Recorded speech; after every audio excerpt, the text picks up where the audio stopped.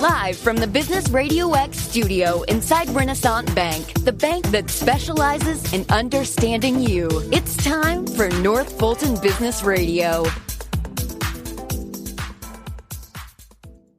And hello again, everyone. Welcome to another edition of North Fulton Business Radio. I'm John Ray, and we are coming to you from the virtual Business Radio X studio inside Renaissance Bank. We're actually not in Renaissance Bank, folks. You know that, but I'm used to saying it so many times it stumbles off my tongue. But we are in the virtual Business Radio X studio, and we still love Renaissance Bank. And just a reminder that they are out there and available to process the PPP loans. They're hard at work on this, and get in touch with them if you are in need of help. They're in the branch. All their folks are in the branches, but you cannot go in the branch without an appointment. So you must call ahead, make an appointment. You can go through the drive-through without an appointment, but to go inside, you've got to have, you got to call ahead. So do that. Call ahead to your friendly Renaissance banker, or go to renaissancebank.com, and they can help you out there. Renaissance Bank, understanding you, member FDIC. And now we've got a fascinating couple of entrepreneurs that I've been looking forward to chatting with, Noah Valens and Shourya Seth. And Noah and Shourya are with Pluto Food Delivery. Guys, welcome. Hey there, John. Thanks for having me. Thank you. Yeah, great to have both of you. Excited. Well, we're excited to have you on, and we've got both of them on the phone right now. And so, Noah, Shourya, tell folks a little bit about you and your company. And you guys are Alpharetta High School students. Yeah. So our company is basically started by the five of us. Two of us are here right now, Noah and I. But the other three people, they work on the technical side of things, while us two work on the business side of things. Mm-hmm. Personally, all five of us were juniors at Alpharetta High School. And this idea actually came to us around January of this year. And we were at a robotics competition, and it was crazy. We were just in the car. By the time we got to the hotel room, it was already 11 o'clock. And we were prepping up for the next day, which was actually the main competition. And that was the big day. So we were planning to pull off an all-nighter, and we just ordered a ton of food for our group. And when we looked at the bill, it was, we ordered pizza, burgers, drinks, the general stuff. But when we looked at the bill came to $73, which is just astounding to us, considering that we hadn't ordered too much. It was just five people, mm-hmm. right? And right. Edward and I talked about it after the whole thing happened. We were just like working on our computers, and it just came to me. I was like, there has to be a better way to give food delivery, or at least solve the food delivery problem to make it less costly. We could take out some fees or something like that. And that's really where the idea for Pluto sparked. Mm-hmm. Yeah, so to give you a little bit of a background on what it is Pluto is, because that covers how we started. Sure. Pluto's main goal since that night was to make Pluto, or rather food delivery as a whole, as affordable as possible. Because right now, the only people who are able to order Uber Eats or DoorDash on a constant basis are people who have a lot of money on their hands.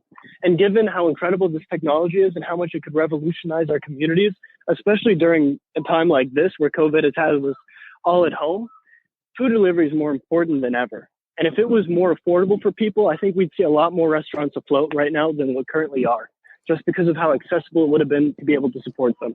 So since day one, even before this virus hit, that's what Pluto was focused on, and that's what we're trying to do today. So talk about the difference in cost. How much does your product lower the cost between, to the end consumer, between what you offer and the competition? Mm-hmm. So from a cost basis, we're actually really proud of this. The beautiful thing about Pluto is that although to the user, the way you use the app is virtually the same as Uber Eats, DoorDash, Postmates, all these other big guys, the cost at the end of the day is anywhere from half the cost to as low as a quarter of the cost. And the reason that that's possible is because since that night, since we created Pluto, we've been working on our own routing algorithm that allows us to lower delivery costs that we then pass on to our users. Mm-hmm. So at the end of the day, it's much cheaper. Wow. So is this is a matter of a different algorithm? Tell me more about how it's a combination. Okay, go ahead. Yeah. So when it comes to how we're able to bring that cost down, it's a combination of our own routing algorithm and a combination from a fundamental level of how you think about delivery. So right now, when you look at delivery, or you look at delivery through the years, you can go centuries back. You have something that people refer to as the milk delivery route. And effectively, what that is that if you can imagine a milkman going out on a route, he has a predestined number of people that he's been going to. And he's like, okay, we're going to deliver to Janet in the morning in Alpharetta. And then by the end of the night, we have Bill over there in Marietta.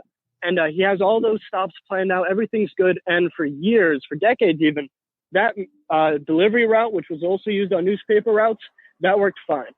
Now, what happened with the advent of the internet boom, when you saw people starting to be able to get things rapidly, is that food delivery came to the front, but people didn't want to wait until the end of the day to get their milk or to get their newspaper.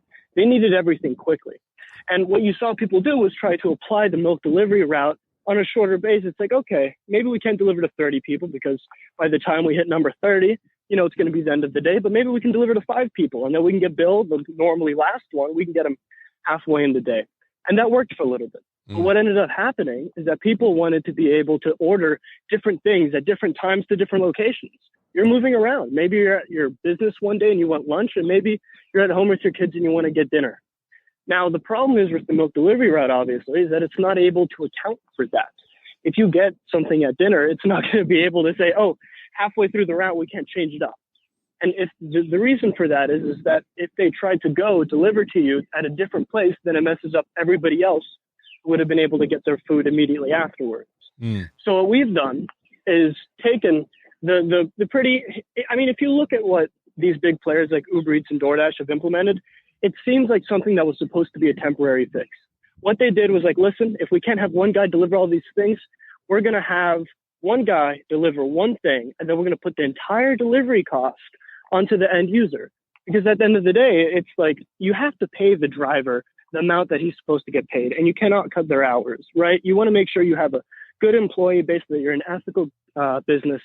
So what ended up happening is that the cost of that driver, who can now only deliver one item per run, that entire cost went over to the user. So that's why when you order a burger on Uber Eats, it's going to cost you the $8 of the burger and then $16 in delivery costs, because you have to realize they put up marks on the actual product, they put service fees, then there's credit card charges, and then there's a delivery fee.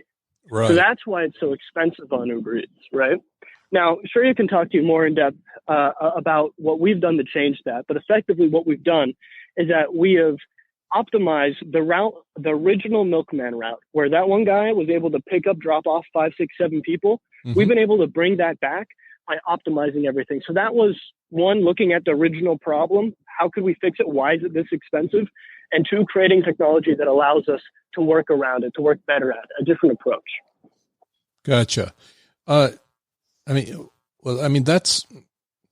speechless on how awesome that is. I mean, that is amazing.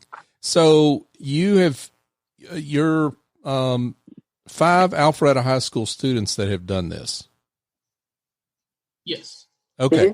So, and you have done this. I know Mr. Tom Hatcher, who's business teacher over at Alpharetta High School. Tom's awesome. I know he's Mr. Hatcher to you, but he's an awesome mentor you've got. But beyond that, you've done this on your own. Yes, yeah. Yep. And it was something really that inspired us through our business class with Mr. Hatcher. Mm-hmm. This is like we wanted to start this company out, and we got his mentorship alongside all of the CTAE department. Mm-hmm. We have a lot of our counselors on board, and when they heard about the things we're doing, we're trying to create like almost a startup community at Alpharetta High School. They were very impressed by it, and even Dr. Kersey, which is our principal, she is very supportive of us. So it's been great. That's wonderful. So you've been presented a opportunity here in the middle of economic chaos with shelter in place directives here in the Alpharetta area. So talk a little bit about what you're doing in that regard. Yeah. So one thing, I mean, we were planning to launch way earlier than what we were intending to. The problem that came up obviously was the coronavirus outbreak. And it was funny because in Alpharetta High School, we had our beta launch, and the day of, we got the announcement saying that, no more high school will be canceling almost, for the next 2 weeks. And it kept going on. And now all of our whole high school grade for junior year has been canceled, right? So it was just like one update after another, which was devastating to our launch date. And what we ended up doing was we decided, okay, we'll launch on April 20th. And what we'll do is by that time, we'll have an effective driver network set up. We'll have all our apps, our web applications ready, and everything's just set to go. And on April 20th, we'll actually model after a lot of food delivery companies that are doing internationally, how they're delivering food to their citizens in those countries. So what a lot of the trend that you see in a lot of places is now that they're increasing safety measures. So obviously we're going to be including non-tamper-proof bags. We're going to be having pictures of food. Like we'll make sure that in every stage of the process, the food has not been contaminated. But in addition to that, what we wanted to do was see what is the capacity of our driver network. And that's really what we're doing right now. For the past 2 weeks, what we've been doing is delivering masks to local hospitals. So just this past week, we donated over 3,000 items to a central EMS. And it was stuff ranging from sanitizer bottles to hand lotion to disinfectant wipes, which we had gotten from a lot of students at Alpharetta High School, but a lot of our neighbors as well. And we've also been building a network and building partnerships with other groups that are doing the same thing. And right now, behind Pluto Delivery, we have 8,000 people working with us to create masks for hospital donations, right? And this includes hospitals, and we've contacted them and set up delivery times as well. This includes hospitals such as Emory, Northside, again, Central EMS, and, as you mentioned, some of the hospitals that you said that we would love to connect with as well. So, yeah, that's really been our major project, measuring out our delivery network, checking out its capacity, but at the same time, giving back to the community whenever we get the chance. So we talked about this off air, but I think the question that's got to come up in folks' heads at this point is, and I wish you would explain it, is how is it you're able to do this as a startup company with 5 Alpharetta High School students? I mean, how are you able to pay the drivers and do that, perform the service you're performing for the community? Yeah, well, to be honest with you, John, it's a lot of coffee and a lot of hope. That's the main thing. And well, that sounds like a typical startup to me. So you won't believe it. I mean, I'll give it back to Noah in just a sec. Well, you won't believe it. We woke up at around 3:30 today. Yes. And from 3:30, we've been prepping for all the calls that we have had today. So it's really been wow, a crazy past few weeks. But yeah, Noah, back to it. Okay. Yeah, I mean, when it comes to logistically how we were able to go out there and do this, I mean, there's a little flaw in that question because it wasn't just us that did it, right? If you go back to previously, it's like the people who have been able to help us. I mean, we have been so lucky that we've been reached out to by professors across the country. We released our website and then we went on LinkedIn and we started to tell people what we were doing about. And then we started getting responses. We have I want to say like 14 professors from Stanford, between Stanford and Harvard right now, who we've been going back and forth with, people from different industries. Like we have one of them who's been super helpful to us as a marketing professor at Stanford. And we've been talking to him directly. It's like, hey, how do we go out there? How do we get the people involved? How do we get the community together, right? So, I mean, if you look at the 5 high school juniors, all we really had was hope that we would be able to do this. And from there, we're like, we need to find the people who do know how to do this. At the end of the day, all we had was a small idea on how to make food delivery better. But when it came to actually implementing it, we own 100% of that to people who have so much more experience than we do in this area. So that's been by far the main way that we've been able to go about doing this. Wow. That is awesome. So how's it working right now? So you mentioned you're you were kind of doing a proof of concept, I guess, as it were, for food delivery. Here along comes coronavirus and stay at home, and now you're trying to get back to the community through delivery of hand sanitizer and mask and what have you. So where are you now in terms of how people can engage with you? Can they order food from you? Can they contribute items for you to deliver to hospitals, or both, or how's that working? So as of right now, we have a couple ways that we can engage with the community.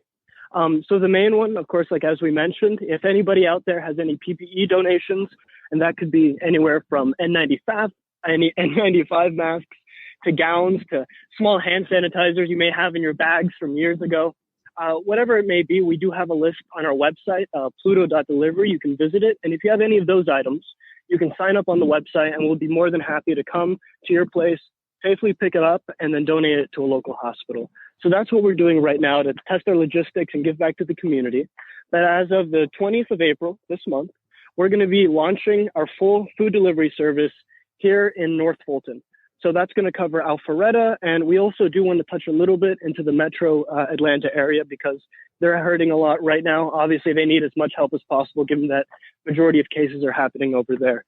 So on the 20th of this month, you can sign up for the beta launch of it right now, but we're going to be launching with, I think we have 52 maybe confirmed restaurants.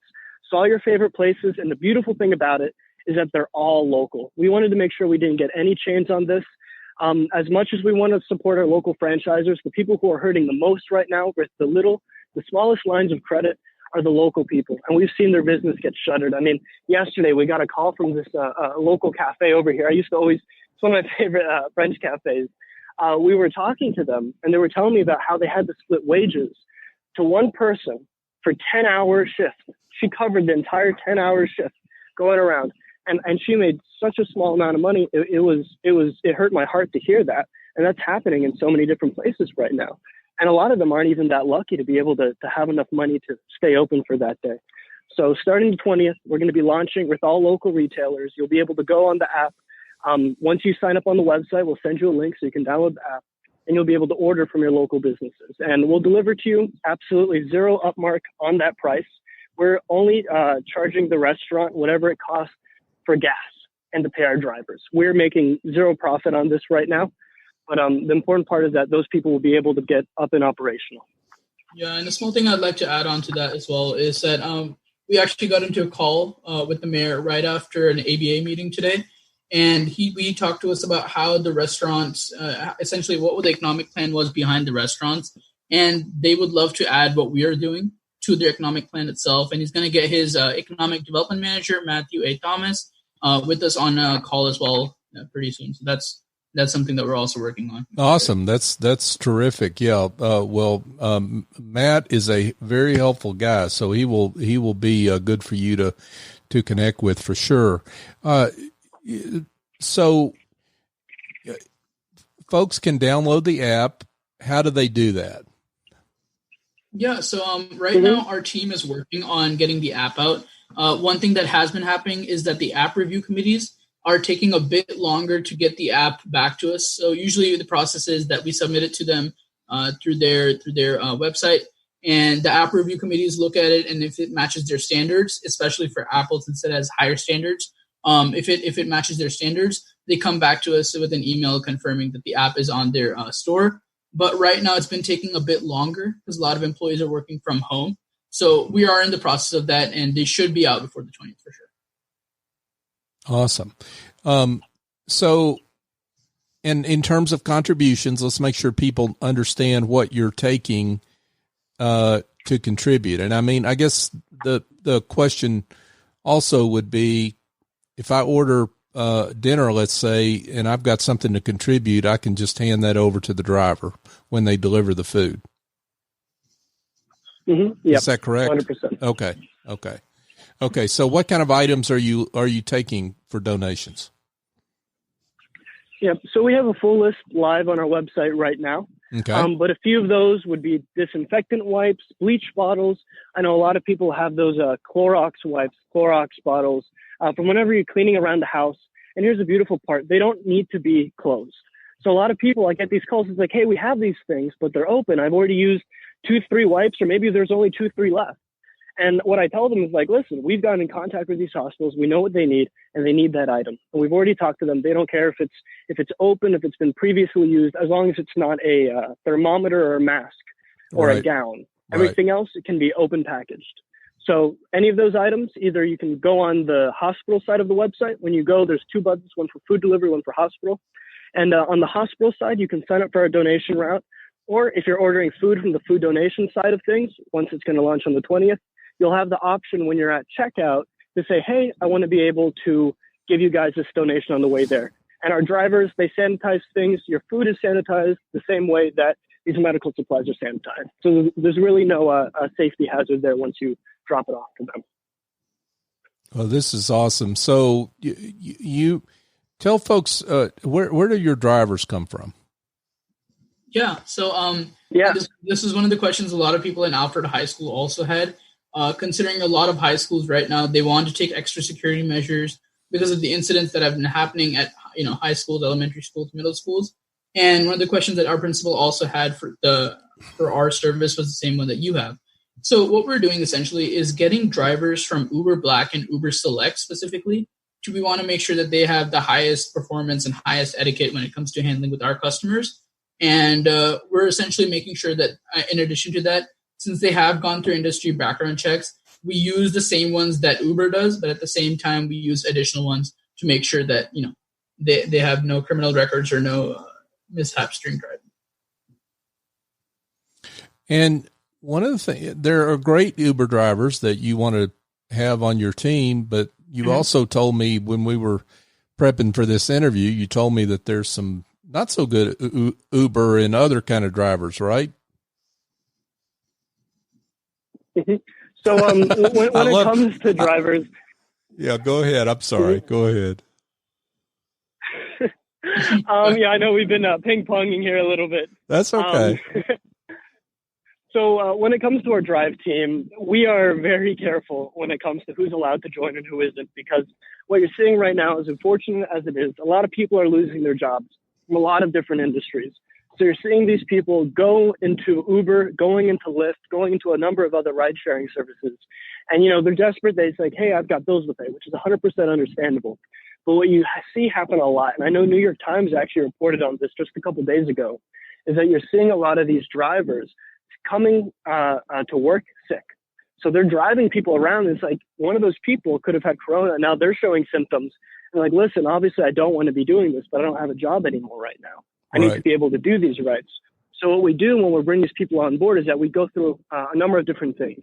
First, we have our original checklist that we already went through before this whole COVID epidemic hit. And that was, they need to be background checked by us and by third parties. They need to have a good driver history. Like Shourya said, we only hire from Uber Black and Uber Select, only the highest level people. If you have anything under a 4.9 rating, you can't be brought onto the platform as of right now. So that was the original list. Of course, we want to find people who are dedicated and are as nice as possible on top of that. And finally, the things that we've been adding on top of this due to COVID to make sure we get only the best people on the platform is that we make sure that they haven't been active on Uber or on Lyft during the last month and a half. That's the biggest step we've taken recently. And we were, to be honest with you, John, we were super hesitant on doing that because half of our drivers were active. And we're like, listen, we love you guys. We brought you on for a specific purpose. You're part of the original founding team. But as of right now, you're going to be driving 40 different people's food a day, right? Maybe 50, maybe 60. It depends how things grow. And we want to make sure that it doesn't matter how many people you order from, that every single one of those orders are safe. So when you're driving, we need to make sure that you even have the possibility to come into contamination, at least through Uber or through Lyft, to make sure those deliveries are safe. So that's been the major change we've been making. And of course, we want to make sure that these people follow our sanitation guidelines. Everything goes in a tamper-proof bag. They need to wear gloves. We disinfect the car and the items when we pick them up. So we make sure that that whole logistics is on lockdown and that they follow all of those. And, we've had the unfortunate experience where we tried to interview people and they didn't go through that route. And immediately they were cut off. So when we were talking about the bad Uber drivers beforehand, that's what the people we were talking about. Wow. And we're not going to mention any specific names, but what you no. Yeah, but I'm not talking about of drivers. I'm talking about of companies. But you mentioned that there's a quality control problem in this industry in terms of the whether the driver has gotten into the food of the client's food that they're delivering, and it's just there's a quality control problem in this industry. Yeah. So we talked about this off air yesterday. One of the things that Noah and I were reading an article, and one of the things that came across was almost 38% of Uber Eats drivers have said that they've eaten from the orders themselves, right? And what we wanted to do was make sure that none of this would happen with our service. And what we did was we looked into other companies, how they're looking into making sure that any package or any type of cargo that they deliver is not tampered with. And we came across Amazon, in which they take pictures when their package is delivered to your house, right? Right. So we essentially added a step to that, saying that we'll take a picture when your order is, picked up from the restaurant and when your order is delivered to your house, to ensure that all the contents or all the items inside the bag that we're delivering to you have stayed in the same way and, have not been tampered with. Right. Wow. It sounds like your team has really figured out a lot of different angles of something that I think a lot of folks thought, there's a couple of big scaled companies that are kind of taking over, but you're coming up from behind them, right? Yeah. And it's most likely because, we've seen a lot of how these companies work. It's just way too much red tape, way too much bureaucracy to make any additional changes. And it's usually met by a lot of backlash. So we wanted to ensure that, any of these things that they're having a hard time changing, we approach that before we launch. Definitely. Yeah. Because when it comes to these big scale companies, it's sad to see that as amazing as the technology that they have is, that they've really lost sight of what was important. You see what they're trying to post right now on social media, how they're handling their brand image. And whenever one of them comes out with a new feature, you see the other one immediately backstab that guy and then release their own version of it. And it's so sad to see, because at the end of the day, the person you shouldn't fear is your competitor. It's the customer. You need to make sure that person is of the utmost priority, because I personally believe that if you follow the customer, you'll go to beautiful heights. And that's what we've been trying to approach the company like. Folks, we're speaking with Noah Valens and Shourya Seth, and they are juniors, both juniors at Alpharetta High School, and they and I guess three other of their colleagues there have started a company called Pluto Delivery.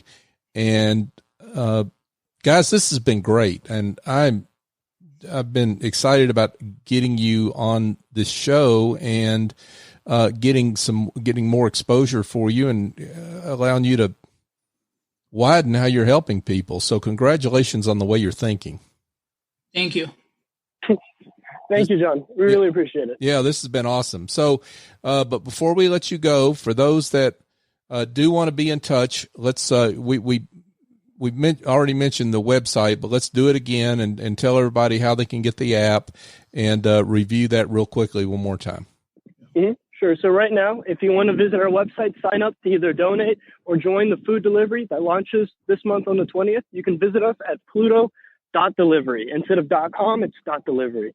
And if you have any questions or concerns, there's a contact form on the website, but you can also reach out to us at PlutoFoodDelivery@gmail.com, and our social media tag on all the social media sites, on Instagram, on Twitter, on Facebook. You can reach us at Pluto Delivery on those sites as well.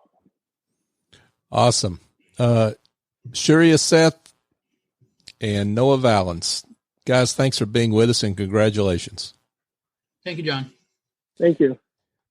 Folks, just a reminder, you can listen to this show on all the major podcast apps. That includes Apple, Stitcher, Google, TuneIn, Spotify. We're on all of them. I've put a challenge out there to anybody that can find an app that the Business Radio X family of shows is not on. And I've got yet to be challenged on that, but maybe somebody will give me one. But we're also on NorthFultonBusinessRadio.com. Check out our archive there of over 200 shows now. We're the longest running podcast in North Fulton, and we're the voice of business in North Fulton. including even businesses started by Alpharetta High School students. So there you go. Check us out on social media, LinkedIn, Twitter, and Facebook, North Fulton BRX. So for my guests, Noah Valens and Shourya Seth, I'm John Ray. Join me next time here on North Fulton Business Radio.